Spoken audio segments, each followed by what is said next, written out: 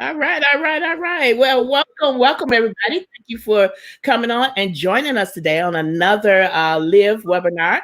Hey, just in case you don't know, this is Della Major, aka the Game Changer, and I am the CEO and founder of Live. And for those who don't know, Live stands for Living Your Life Victorious and Empowered. And I'm really, really so excited about what God is going to be doing today, but even the more about this webinar. I have, as you can see here, my partner right now, Quinn Taylor. She's going to be joining me. But before we go forth and start having our conversation, I want to just share a little bit about who I am, about my organization, and then I'm going to talk a little bit about Quinn so that you guys can have a basic intimate introduction of who we are as patient advocates, as well as ambassadors, as we might say, not only in the arena community, just basically in life itself.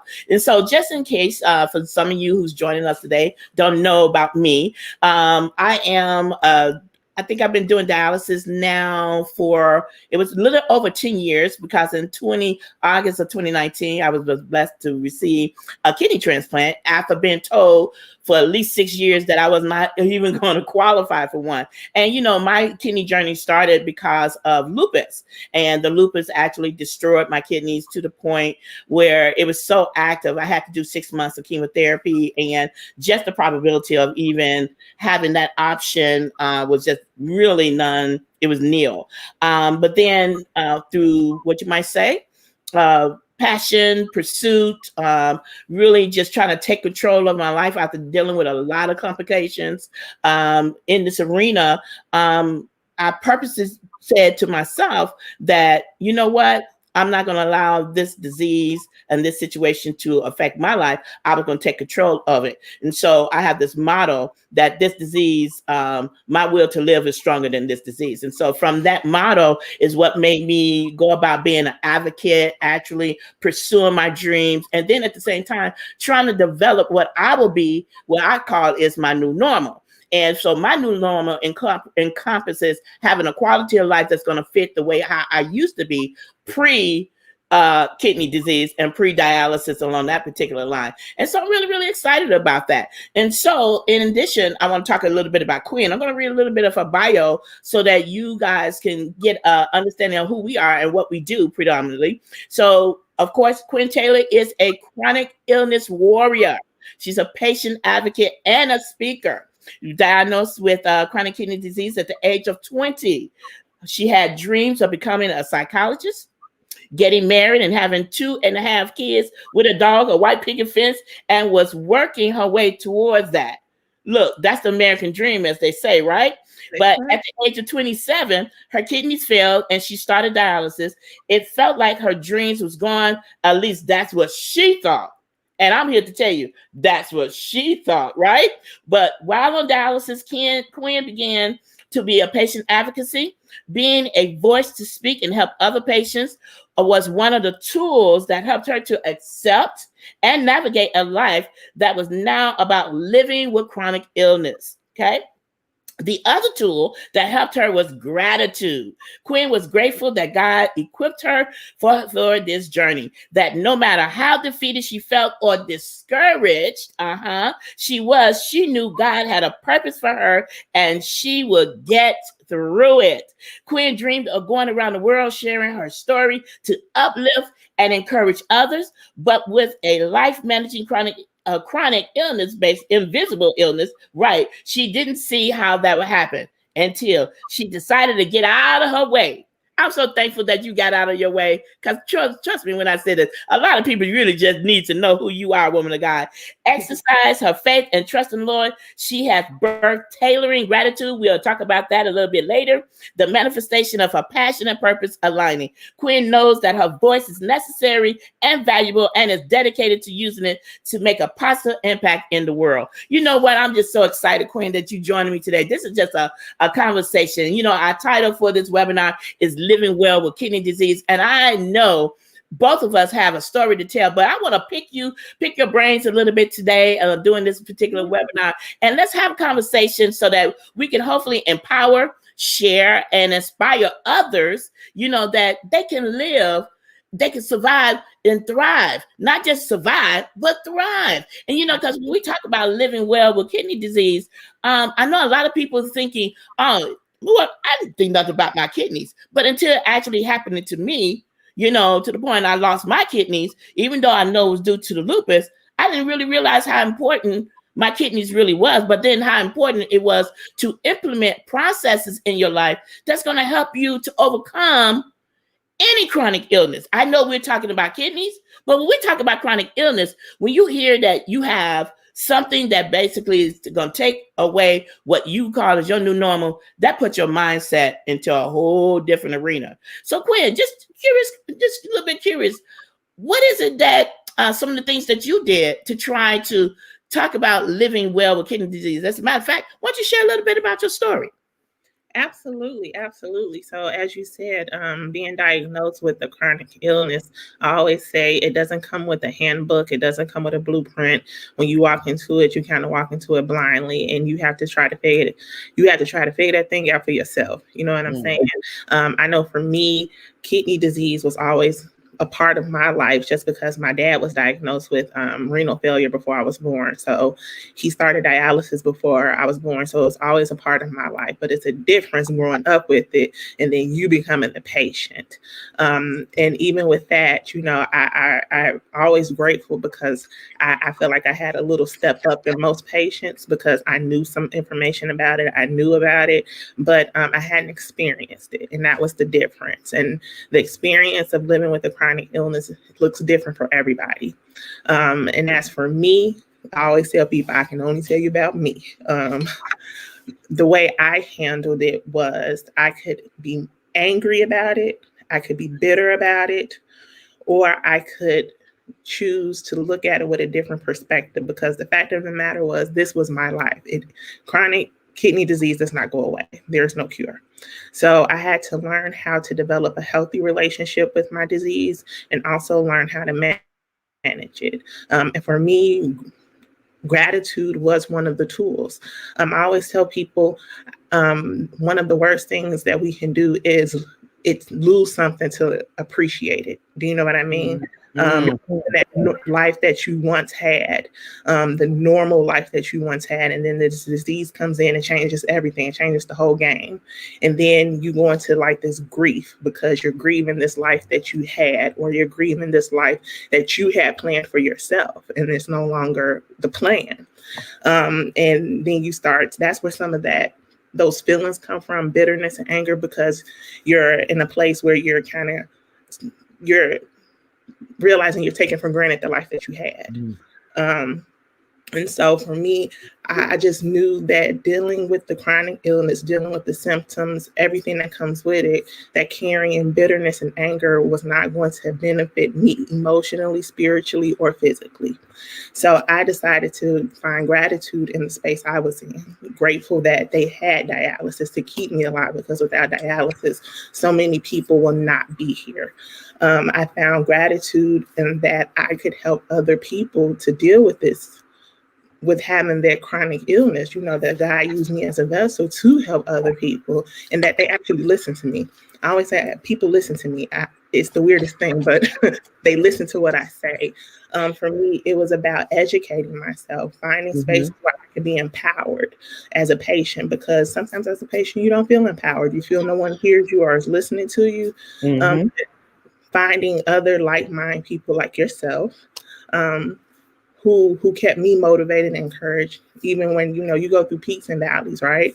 And when I was in valleys, those people helped to keep me encouraged and moving forward and using my voice, to advocate. So those are some of the things I did to help myself. And just realizing that, as you say, you don't have to, you thrive with it, you don't survive, you thrive. For me, my mantra was I was going to have dialysis. It wasn't going to have me. So good. I was going to make the best of my life where I was. So yeah, that's kind of how I dealt with But you it. know what? I'm so glad you said that. You know, Dallas is you just because you have Dallas, Dallas is not going to make you. And that's the power and the control that we often, I know for patients just in general need to have. You know, you don't allow the sickness or the illness that you might have to be dealing with take control of your life. You control it. You begin to put into place those things that's necessary that you can be able to deal with it, but yet still thrive. You know, one of the things a quote that I oftentimes will say, Quinn, is living with kidney disease doesn't mean that it's the end or my life is over, but that it's the beginning of hope.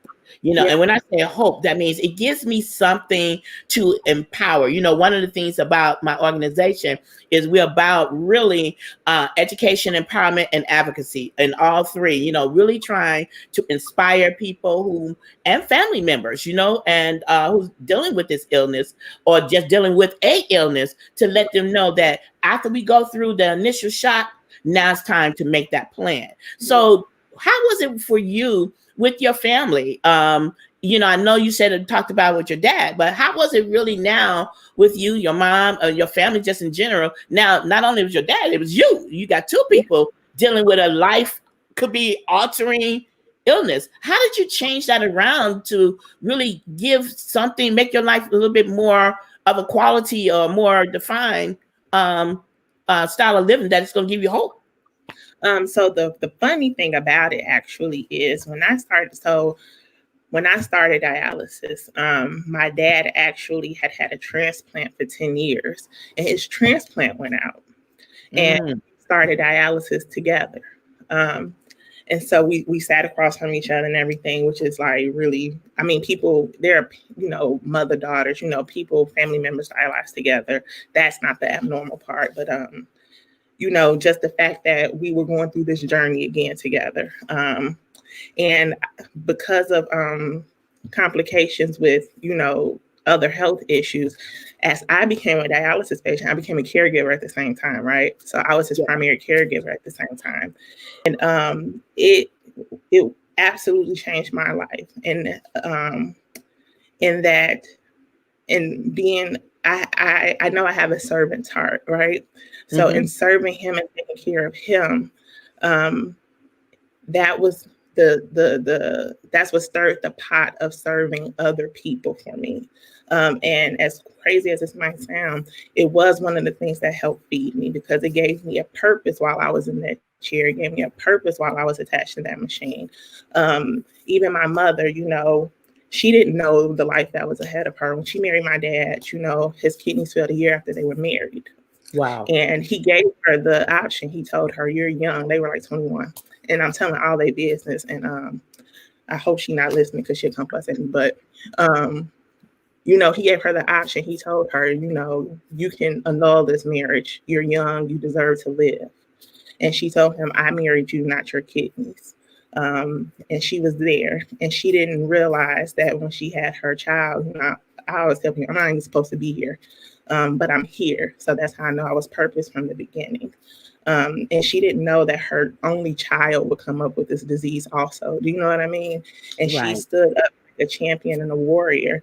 And I just encourage other people who are in the caregiver space to find a support system, because you're going through this journey and you're going through just as much as you're going through a lot, just like the patient is. You know what I mean?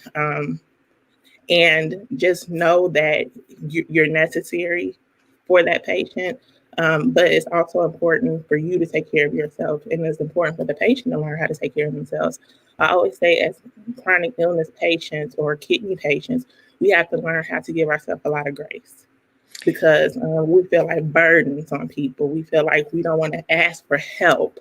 We don't want people feeling sorry for us, that kind of stuff. But we have to have a lot of grace, and we have to have a lot of self compassion, because we're going through a lot, and you have to learn to love yourself through it.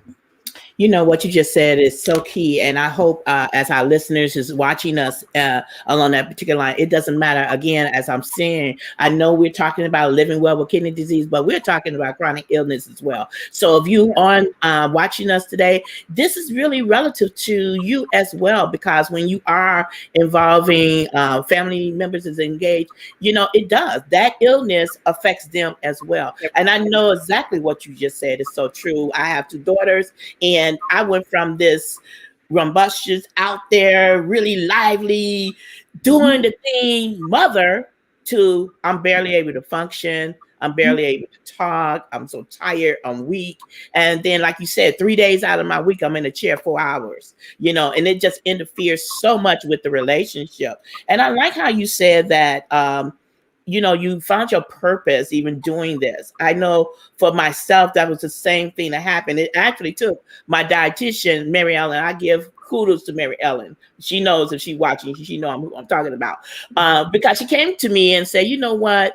I know you've been going through a lot, but would you consider writing an article about your journey, your kidney journey? And I was like, at that time, get away from me. I don't want to be thinking about writing no article. You know, I'm just trying to function here, you know, because my start on dialysis was not a good start, but it did. It gave me a sense of power to put a pen to paper to talk about to say how I was feeling, how I was overwhelmed. You know, I lost my mom, and, you know, a lot of personal crises was coming, but took that writing for me to really tell my truth and to get my emotions out. And it's just something about when I wrote that article, I was like, I want to do it again. I felt empowered. Did anything like that happen to you as you were sitting there and you was dealing your beginning stages?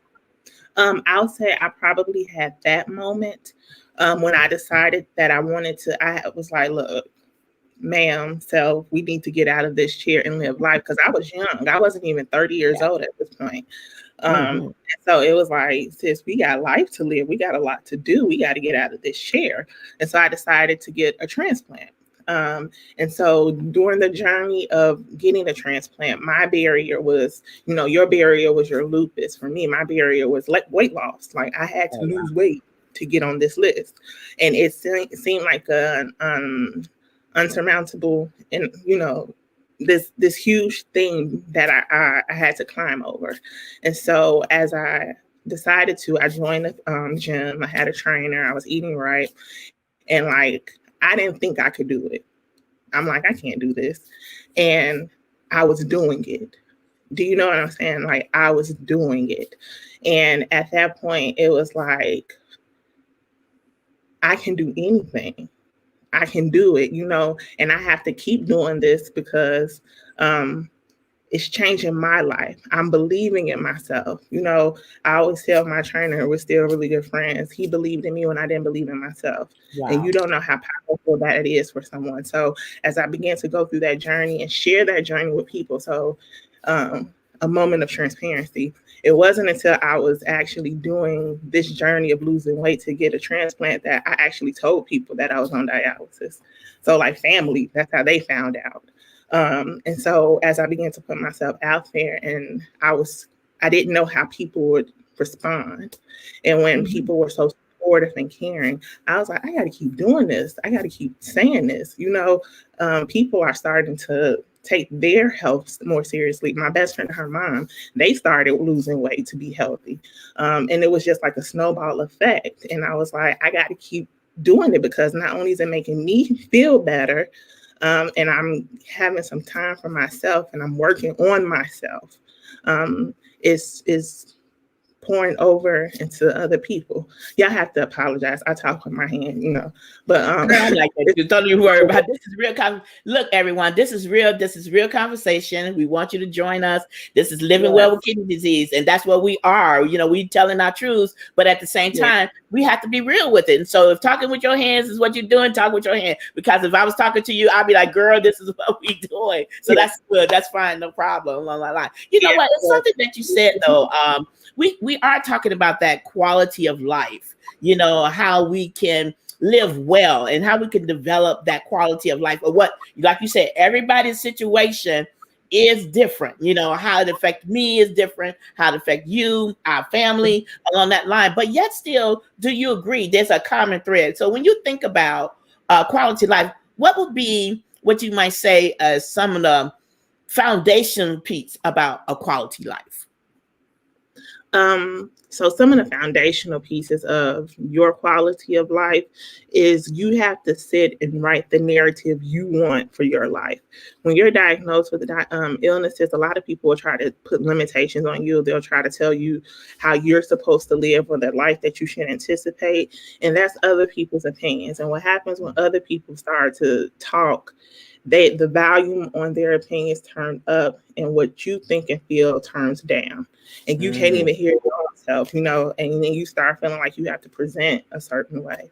You have the choice to write the narrative you want to write for your life. And that's the foundation of building the quality of life you want for yourself. For me, like I said, I was going to have dialysis. It wasn't going to have me. And that was the narrative I wrote for myself. And so I started doing things. I started advocating. I started speaking. I was traveling and speaking. And I always tell people I was doing more on dialysis than I was before I was on dialysis, traveling and speaking like that. My quality of life, I was healthier because I was working out and eating right and things like that.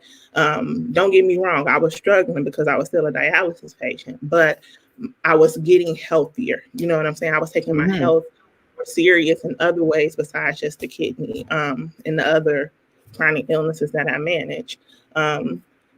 My quality of life improved because mentally and spiritually, I was in a better place. I came into this journey and I was working, I always say in my former life, I was a social worker and I was doing all of this stuff. And I had, like I said, I had these plans and I was functioning, but I wasn't living. Many of us, we working and functioning, but we not living. So I decided, you know, once I was in this space, like I wanted to write this narrative of the life I wanted to live on dialysis instead of living this life that other people thought I should have. So for me, the foundation of building my quality of life was to write my narrative. You know what? I love that. I love the fact when you said write the narrative, tell your story, do what you want to do, because you know it is easy for other individuals and people that you hold in your inner circle. We're not talking about people who just not close. We're talking that inner circle, people who have good intentions. Trust me, Oh yeah, they really do. Yes. But at the same time, yet still, they looking at it from their lens, and they're the ones trying to define how you should be living. You can't do that. And I must say, you know, my daughters is gonna get me because I know if they're watching, I'm about to tell it all because I know I have a younger daughter. She loves me, and I know she does, but she's also into the healthy eating, healthy living. I'm gonna have her on EFAM again because she's gonna do some nutritional things with me. But she was the one that always say, "Mom, you can't have that. You should be drinking that. You shouldn't do that." And it was just such a restrictive type of dialogue and conversation that was there it really put a lot of strain. And then I'm saying,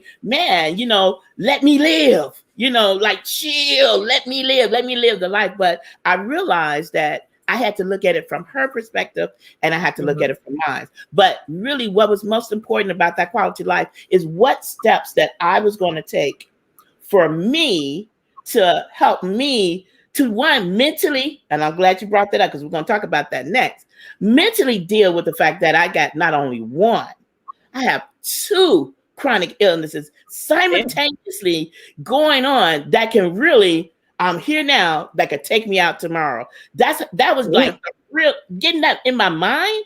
So it was so depressing. Not only was it so depressing, sometimes those battles was real. I mean, I could be sitting in the chair, even post-transplant, the battle was real. I'm thinking, oh my goodness, I got a kidney transplant. So now let me start trying to put some things together and I'm about to live.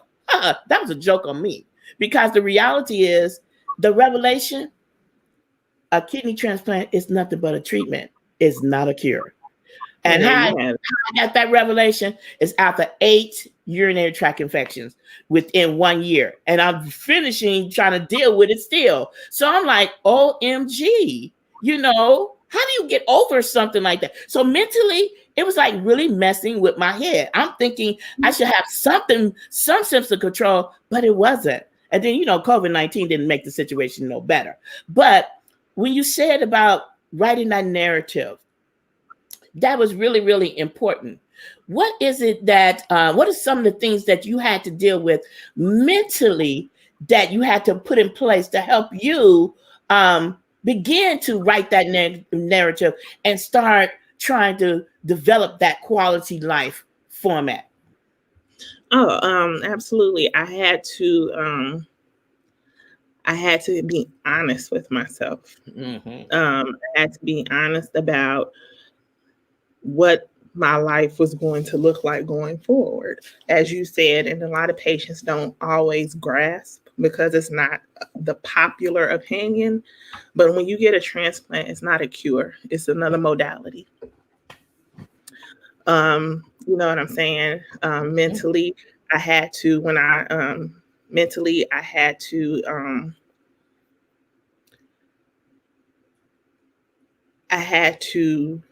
accept the life that, like I said, the life that was going to be.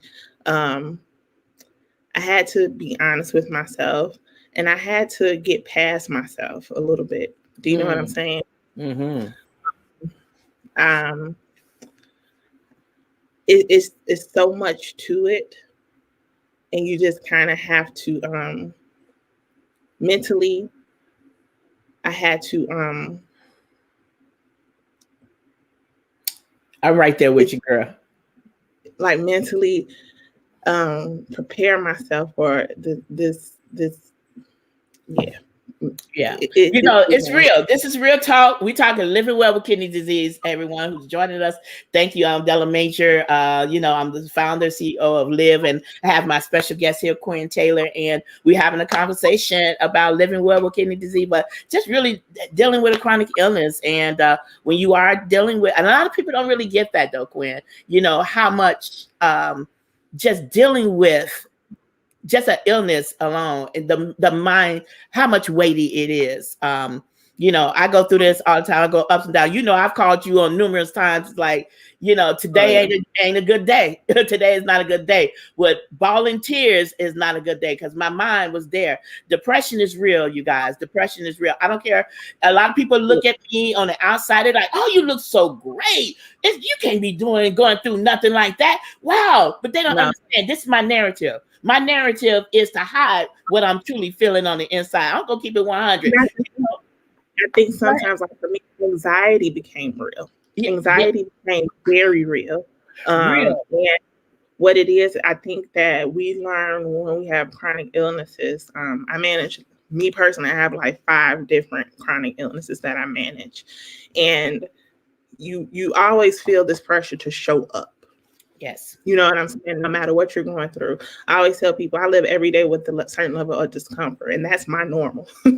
Like, that's my normal. And if I stopped every time I didn't feel like doing something, guess what? I would do nothing. That's why I always tell people, when you ask me to do something, don't ask me if I feel like doing it. No, I don't feel like doing it, but just keep going. Because we learn to press through, we learn to present a certain way. And because we look the way we do, like people watching this, if we didn't have this living well with kidney disease banner over us and all of this stuff, you wouldn't know our stories, which is one of the reasons why I try so hard to, let's normalize not trying to analyze people just by how they look. We're going through a struggle. And with anxiety, trying to push through and show up and be present in so many things when you're dealing with so many things in the background and people have no insight. And I always say, everybody smiling is not happy. You don't know what's resting behind that smile. That's right. Be compassionate and kind. And you show up and you show up and you show up. And behind the scenes, people don't know that you cry yourself to sleep at night because it's just hard. You're crying yourself to sleep at night because you're in pain. I'm in pain. You're trying to figure it out. You're trying to figure out, I got all this stuff to do and I don't feel like it. How am I going to do it? Quinn, what you just said is so key, because I know a lot of people that I do associate with, along that particular line, those who are really in my inner circle intimately, they know me. They know when they say, because they always ask me, how you doing today? I'm like, oh, I'm fine. I'm great. But those who know me, they know that fine and great is not fine and great, And then there are moments when I have literally, I just can't function. And then those who want me to function, they don't realize today's just not a good day. I can't even get out the bed. I can't even get up and just go down and make me food or anything like that. And it's real. And I had, one of the things about quality of life, you said very, very key. You got to know yourself. And one of the points that I highlighting and I'm talking about today, as we talk about developing that living well, is you got to look out for yourself. You really do. Oh, yeah. As a patient, as a advocate, as an ambassador, one of the things we do, we advocate for others. We out there, we empowering, we sharing, we getting information. But one of the things that we got to continue to realize, we are patients. And we are patients too. And that's one of the things that I have failed to do at that time, is I was more concerned about making sure that the underdog gets what they need, to the point reality for neglecting myself. And so when I couldn't function anymore, then it's like, now, oh, wow, I couldn't believe it. No, I couldn't believe it because why? I was putting other people's first. So I had to, real talk, I had to become a little bit selfish. I had to take a little bit back my power so I could focus on me, because how good I'm going to be to anybody else if I'm not taking care of why. So one of the steps that I'm sharing today about living well, and you already said it, we got to look out for yourself. You got to be proactive. You got to know, what it takes for you to sit here, to be present, and that means you got to rest. You got to rest. And I thank you for that, because if it wasn't for you saying that to me, if it wasn't for you saying that to me, I wouldn't be here, girl. I'm telling you. So I took that from you. Thank you so much. And I also, you don't have to prove to anybody that you're sick. You don't have to prove things to people. A lot of times we feel this need, if we say no, we have to explain why. Right. Sometimes, it's appropriate, don't get me wrong. But you don't have to feel this pressure to prove to other people why you can't do things, why you can't show up, why you can't, because you'll go through your life kind of apologizing for something you have to live with and that you can't help, right? And you feel this need to prove it because people can't see it. And you just don't have to prove anything to anyone. Like I said, in appropriate situations, it's nice to offer an explanation, but don't feel like you have to go through life explaining to people what's wrong with you or why. That's not good for your mental health either, because you'll go through life feeling like you owe people something that you really don't, and not funny, but you just really don't. Everybody doesn't come to you and explain to you what their plight is, or maybe they do. Some people do that, but for me, your no is your no, and that's more than sufficient. And that's more than sufficient. Yeah. You know what? And then another thing, as we're writing down here on our time together, and I want to, start with these outlines and some points that even we've been taking out of our conversation that we want to share with you as we are going around. Because remember, this is from patient perspective, but at the same time, remember, we live in our life victorious and empowered. So we want to give you, making sure that you get some empowerment tips. So the very first one, we actually already outlined it for you. That means know yourself. You got to know when your no is no, it's okay. And you don't have to, like Quinn just said, you don't have to explain it. You don't have to feel like you got to justify why you're saying no. You got to know yourself. You got to be proactive. You got to know what you need, what it takes for you to do to live well. And so that's one of the things that we want you to gravitate along that line. So I want to also throw in, make a plan for yourself. You know what I'm saying? Make that, put that goal setting. What do you think that's a good thing, Quinn? Put that goal setting. Maybe set up 1 month or 2 months, 3 months, 4 months, a year goal, something that's going to help you to, thrive for it. Do you agree? Absolutely. You got to have a plan. You know what I'm saying? You always got to have something to strive forward to. But I also like to tell people, especially with chronic illnesses, I always say have compassion. Understand that you want progress, not perfection. So if you set 800 goals for yourself, first of all, let's be realistic. Only God can do 800 goals. You know what I'm saying? Right. Be realistic in setting your goals. But even if you don't achieve all of them, be kind to yourself. Progress, not perfection. Each day, if you get up and make a foot forward to getting towards where goals you have for yourself, then you're doing great, especially with so much stuff going on with the pandemic and health and just all the stuff that's going on in the world. It's hard to feel sometimes like you put one foot in front of the other. So just focus on progress, not perfection. Every day when you get up, that's another day to be impactful, effective, productive, and purposeful. So just keep moving forward, just keep moving ahead. And if you didn't get it done today, always tomorrow. That's it. That's another point. And she just said another point that was coming up and on that particular line is that you got to know you got to surround yourself with people that's going to support you. But then at the same time, move forward. Don't get stagnant. Move forward. That means know your team, be compliant with your medications, know what it is. Put those people around you and surround yourself. Those individuals who's going to celebrate you, who's going to encourage you, who's going to empower you to keep it going. Even if you have a slip on today, even if today was not your best day, even if yesterday was not, even if the days to come, you like sort of kind of freaking out, you concerned about your labs. Don't be concerned about your lab. Look, just the same way you got it, you can the same way get out. Move forward. Don't get stagnant. Keep going. Surround yourself with people who's going to celebrate you, that's going to empower you, to tell you that it's going to be all right. Purpose partners and divine connections. Divine connections, and that's it. Let your faith operate and let your faith move you forward along that particular line. You know what? And the third point I want to leave, talk about, and just really kind of jump off on this one and launch and finalize our session here is you talked about diet. You talked about healthiness, eating healthy. And that's really, really something, because I know I have a goal this year. My goal is, I got on the, people talking about Corona 15. I got on the Corona 25, the Prednisone 30, and all these other medication. You are, right? Prednisone struggles. Yes. Okay. So it is my desire. And you guys, I'm going to chronicleize this too. My journey to get healthy. I got the chunky chins and everything like that, but I really want to eat healthy. For me, taking medications, sometimes, lose your appetite and you really don't eat. And so instead of me giving the fuel that I need for my body's trying to store fuel because I'm not giving it.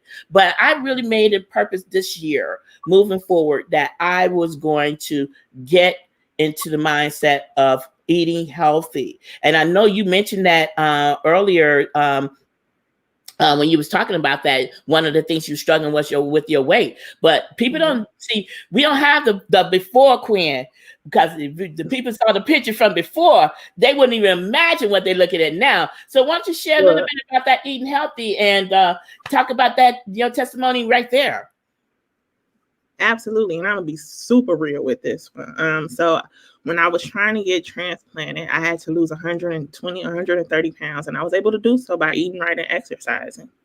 And I was able to maintain it, get transplanted.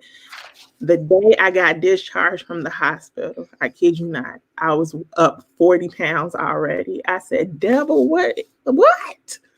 And so, the other part of it was 6 weeks to the day after I was transplanted, my dad passed away suddenly. So those who know me know my dad was my heartbeat, my sunshine, my sunshine on the cloudiest day. And for it to happen so suddenly, it truly knocked me down. And not only that, 2 months after I got transplanted, I went back to work. So I had a lot of stuff going on in the atmosphere. And so being very honest, between medications, grieving, and just trying to get, back on track with the new way of life, I gained the weight back plus another human being. So, and it impacted my body. It impacted my body in ways I can never explain. And so, I had to do what was right for me and get some weight loss interventions. And it has been a lifestyle change, truly portion control. But more importantly, the thing that it helped me with the most was it gave me a healthy relationship with food, right?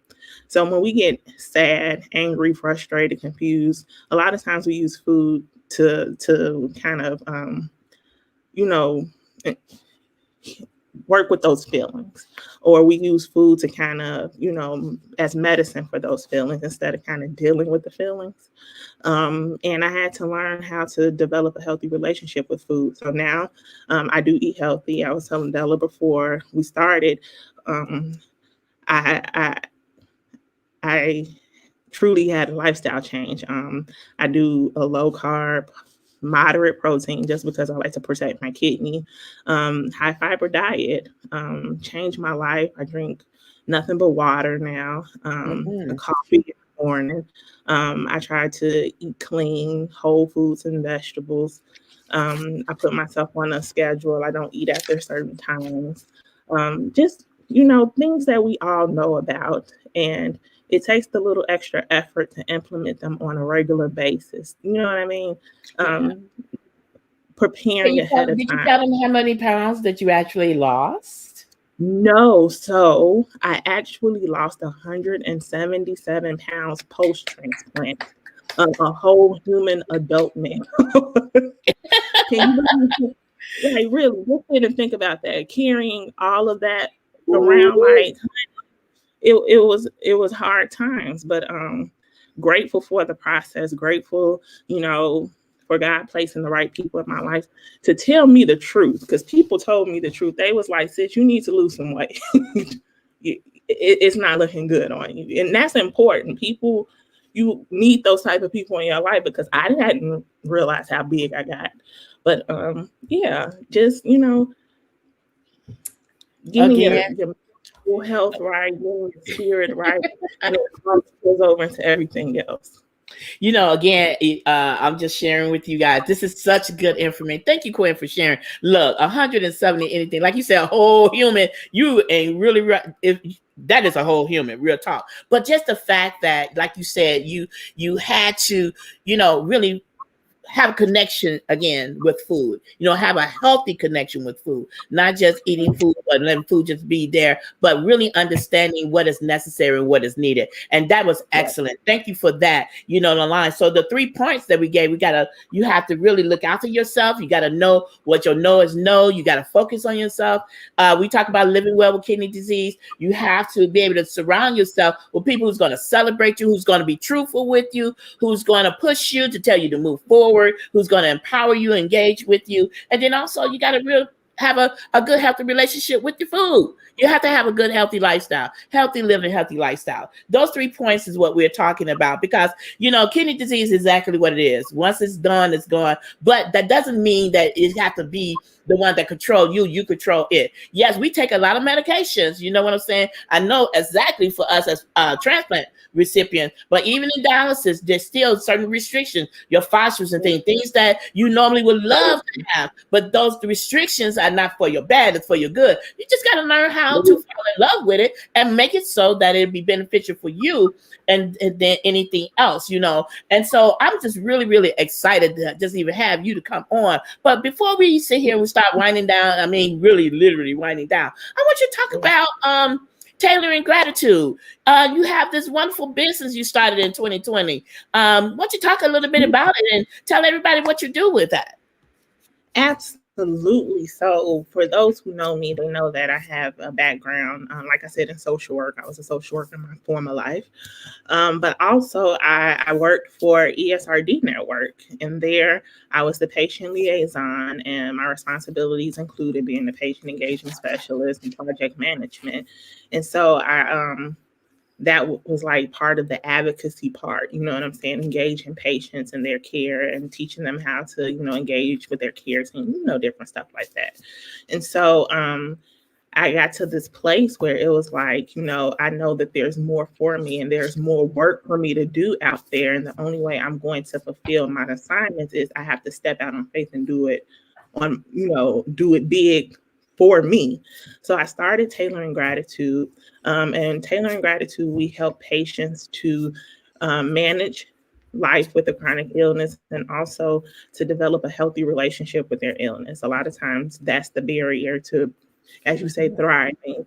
You're angry at the illness, or you don't have a good relationship with it. And once you can break down that barrier, you can move forward in your journey, and you can live the fullest, greatest life that you choose to write down in your narrative.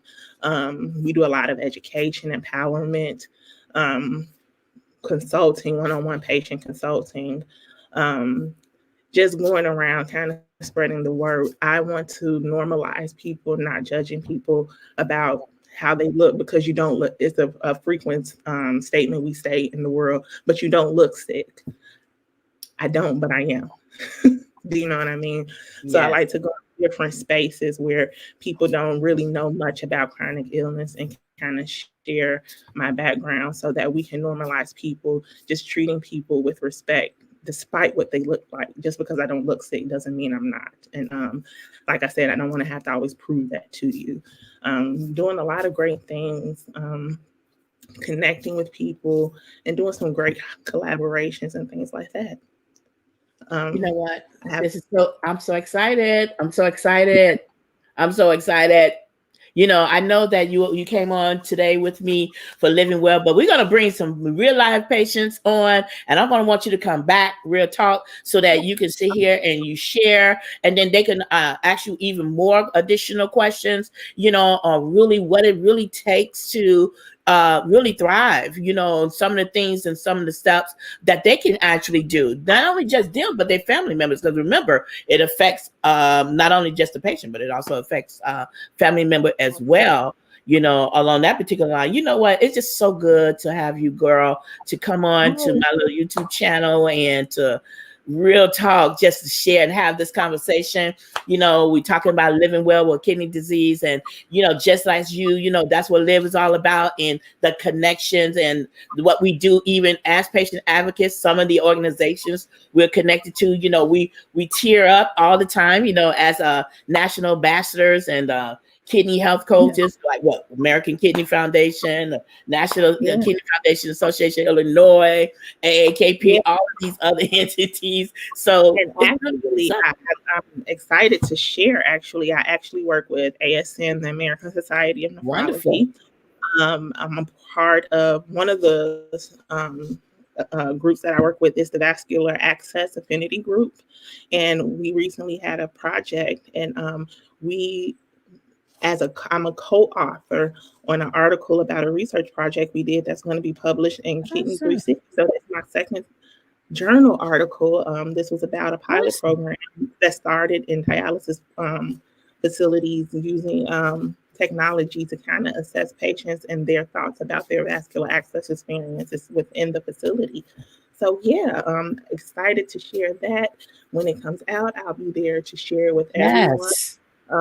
Working with NTDS. I'm on the board for NTDS, Nephrologists Transforming Dialysis Safety, which is a part of the CDC, and coming up with great processes to help inform transplant patients about things such as the processes that are being put in place so that there's more data information about the COVID thing and how it's going to impact patients and things like that. So yeah, trying to do great, dope, crazy moves behind the scenes for patients so that, you know, they're informed and that they're getting the best care that they can get.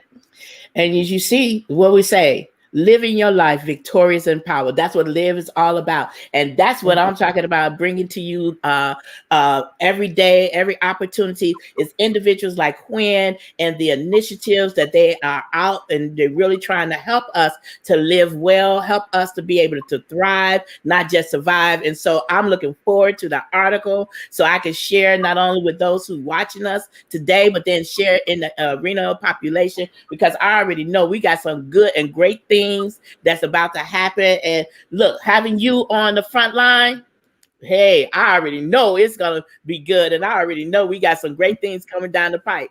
You know, I'm really, you know me, you know, I'm just gonna keep it 100. You know, this arena, you guys, is so large. You'd be amazed as to this being like a little quiet thing, but how much it really has an impact in the individual lives, especially African Americans Asians, and Hispanics. So we want to be the voice for the voiceless. We want to bring it out there, make it so that we're at the table to bring change that's going to help us to define that quality of life. So Quinn, I want to thank you for joining me today, because I already know it's been powerful, been insightful, and everything that you're doing. And you know what can I say? You're awesome. You're awesome in everything that you do.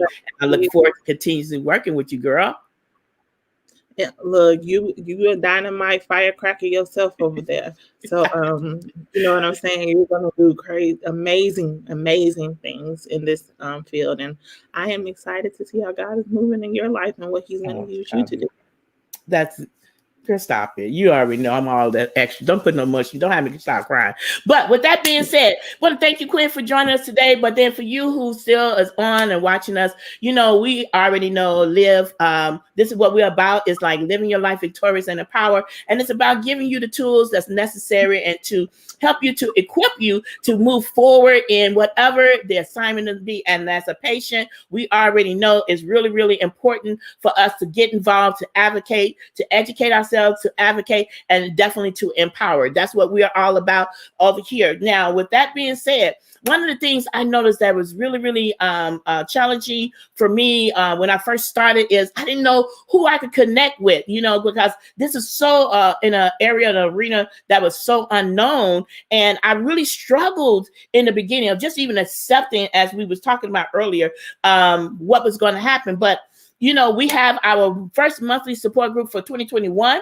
Actually, it's going to be starting on February 21st, right here on the YouCanLYVE Facebook group. And at the page, the information is showing up on the screen for you right now. You know, it's a Zoom call, but look, this is open to everyone. I know it says renal support, but if you have a chronic illness, renal, dialysis, transplantation, whatever it may be, and this is what the patient, we're talking real patients, real lives, real talk. So we want you to join us on February 21st at 3 p.m. Central Standard Time. If you're on the Eastern Standard Time, you know that's 4 o'clock. Right at that link, that information is going to be showing all throughout our page. We want you also to connect with the Live Facebook page. Just simply search in Facebook, YouCanLYVE, and then of course like the page, follow the page, and you get current relative information. You know, on Mondays I give motivational quotes and talks. On Wednesday, information, and then on Fridays I give empowerment tips. So we always putting in posting, sharing information, engaging with those in the arena community, but just engaging with you and your family members even outside of that. Because why? We all about you living your life victorious and empowered. But with that being said, you heard me share about my challenges starting off, and I wish I would have had that extra support, but never fret. I believe that I had to go through that so that I could be that resource and that support for other patients who was just like me beginning, and even just like starting the dialysis, or who currently starting dialysis. You know, when we first started, I was, it's a lot of things I didn't know, a lot of things I couldn't expect. And I really wish that I would have had some tools or something that would have helped me at least to approach this journey a little bit better. That's the reason why we started this Adopt a Patient campaign.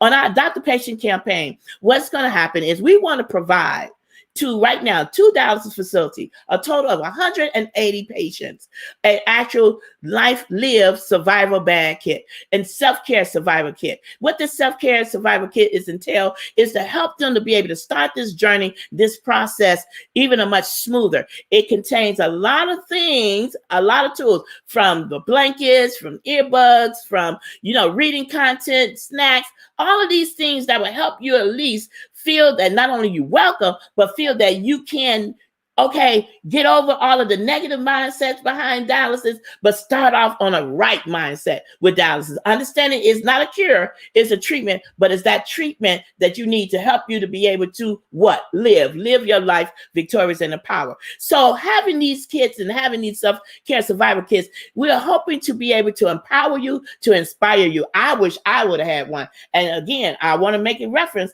that this is just not any kind of kit.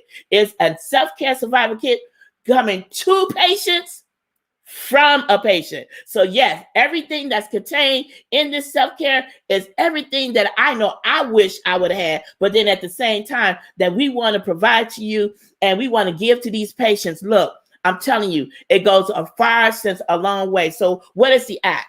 If we can just get 180, that means one person to purchase one survivor kit to give to these patients, adopt a patient, a little small monetary value of just simply $30. Yes, you saying, what is the $30 for? Trust me, it's for everything that would be used to help them to start this journey effectively and empowered.